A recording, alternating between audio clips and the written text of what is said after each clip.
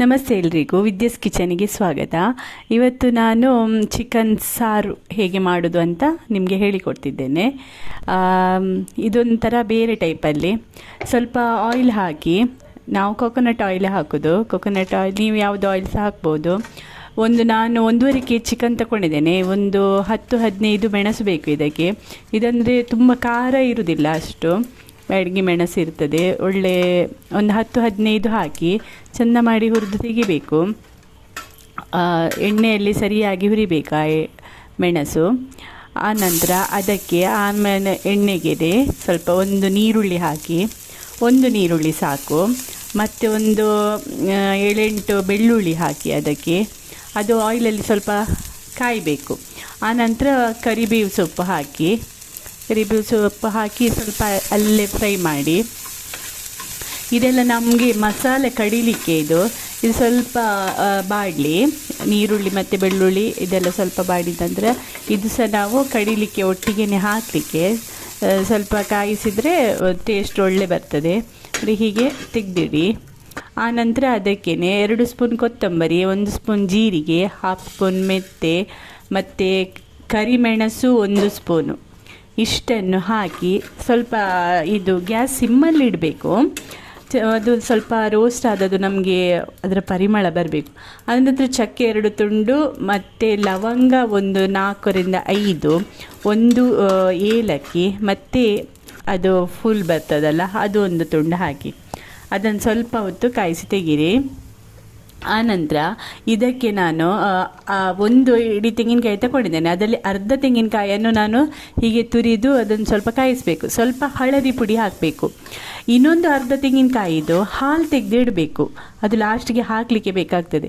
ಮತ್ತೊಂದು ಸಣ್ಣ ತುಂಡು ಹುಳಿ, ಸಣ್ಣಂದರೆ ಸ್ವಲ್ಪ ಲಿಂಬೆ ಹುಳಿ ಅಷ್ಟು ಬೇಡ, ಅದಕ್ಕಿಂತ ಸ್ವಲ್ಪ ಕಮ್ಮಿ ಹಾಕಿ ಎಲ್ಲವನ್ನು ಗ್ರೈಂಡ್ ಮಾಡಿ ಒಳ್ಳೆ ಮಸಾಲೆ ಮಾಡಿ ಇಡಿ. ಆನಂತರ ಒಂದು ಪಾತ್ರೆಗೆ ತುಪ್ಪ ಹಾಕ್ಕೊಳ್ಳಿ.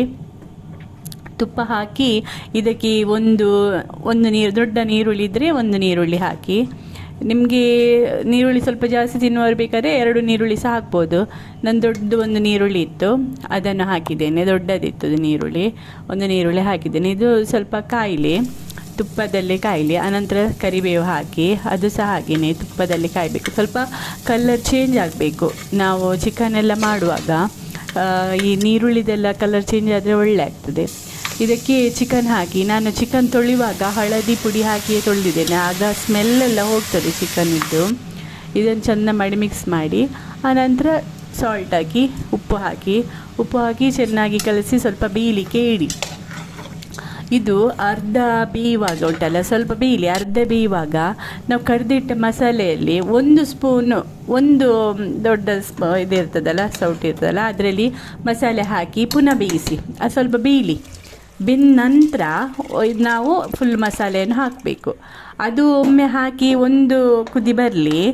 ಆನಂತರ ನಾವು ನಮ್ಮ ಮಸಾಲೆಯನ್ನು ಹಾಕಬೇಕು. ಹಾಕಿ ಇದು ಚೆನ್ನಾಗಿ ಕುದಿ ಬರಬೇಕು. ಈ ಮಸಾಲೆ ಇರ್ತಲ್ಲ ನಮಗೆ. ಆನಂತರ ನಾವು ಒಂದು ಅರ್ಧ ಹಾಲು ತೆಗೆದಿಟ್ಟಿದ್ದೆ ಹೇಳಿದ್ದೆಲ್ಲ, ಅದನ್ನು ಅದಕ್ಕೆ ಸೇರಿಸಬೇಕು. ನೋಡಿ, ಒಂದು ತೆಂಗಿನಕಾಯಿ ತಗೊಂಡದ್ರಲ್ಲಿ ಅರ್ಧವನ್ನು ನಾನು ತುರಿದು ಮಸಾಲೆ ಮಾಡಿದೆ, ಅರ್ಧ ತೆಂಗಿನಕಾಯಿಯನ್ನು ಹಾಲು ತೆಗೆದಿಟ್ಟಿದ್ದೆ. ಇದೀಗ ಒಳ್ಳೆ ಕುದಿ ಬರಬೇಕು. ಅಷ್ಟರವರೆಗೆ ಇನ್ನೊಂದು ಪಾತ್ರೆಯಲ್ಲಿ ಸ್ವಲ್ಪ ತುಪ್ಪ ಹಾಕ್ಕೊಳ್ಳಿ, ಒಂದು ಅರ್ಧ ನೀರುಳ್ಳಿ ಅದು ಸ್ವಲ್ಪ ಕಾಯಬೇಕು. ಅದರ ಮೇಲೆ ನಮಗೆ ಒಗ್ಗರಣೆ ಥರ ಕೊಡಲಿಕ್ಕೆ. ಆನಂತರ ಕರಿಬೇವು ಹಾಕಿ ಇದು ಚೆನ್ನಾಗಿ ಫ್ರೈ ಮಾಡಿ. ಅಂದರೆ ಇದು ಸ್ವಲ್ಪ ಕೆಂಪಾಗಬೇಕು ನೋಡಿ, ಈ ಥರ ಆಗಬೇಕು. ಆನಂತರ ಕುದೀತಿರುವಾಗ ಇದನ್ನು ನಾವು ನಮ್ಮ ಚಿಕನಿದ್ದು ಸಾರಿಗೆ ಹಾಕಬೇಕು. ಅದು ಅಂದರೆ ತುಪ್ಪದಲ್ಲೇ ಕಾದಿರ್ತದಲ್ಲ, ಅದರ ಟೇಸ್ಟೇ ಬೇರೆ ಬರ್ತದೆ. ಇದೆಲ್ಲ ನಮ್ಮ ಸೈಡಲ್ಲಿ ರೊಟ್ಟಿಯೊಟ್ಟಿಗೆ ನಾವು ತಿಂತೇವೆ. ಈ ರೊಟ್ಟಿಯೊಟ್ಟಿಗೆ ಈ ಮಳೆಗಾಲದಲ್ಲಿ ತಿನ್ನಲಿಕ್ಕೆ ತುಂಬಾ ಟೇಸ್ಟ್ ಆಗಿರ್ತದೆ. ನೀವು ಮಾಡಿ ನೋಡಿ. ನನ್ನ ಚಾನಲನ್ನು ಸಬ್ಸ್ಕ್ರೈಬ್ ಮಾಡಿ, ಲೈಕ್ ಮಾಡಿ, ಹೇಗಾಗಿದೆ ಅಂತ ನನಗೆ ಹೇಳಿ. Thank you so much.